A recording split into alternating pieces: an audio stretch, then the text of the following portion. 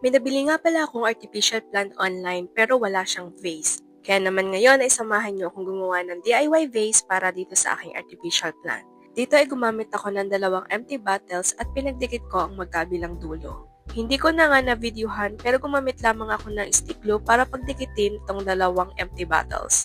After ko nga mapagdikit ang 2 empty bottles, ay binalutan ko ito ng bouquet wrapping paper or sheet na inipon ko mula sa mga flower bouquet na binibigay sa akin ni Bal.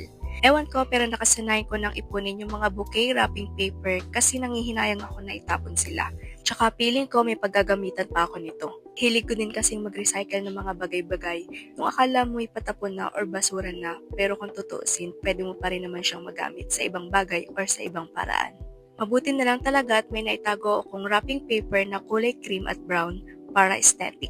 Magaan lang yung vase kasi plastic lang siya at walang laman. Kaya naman naisipan namin idikit siya dito sa isang kapirasong white metal, pampabigat at para hindi basta-basta matumba. O diba, sabi ko naman sa inyo, yung mga bagay na akala nyo basura at patapon na, pwede nyo pa rin silang magamit sa ibang paraan.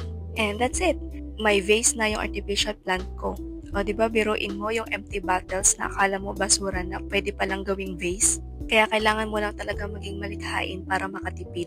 See you on my next tipid hacks. Bye!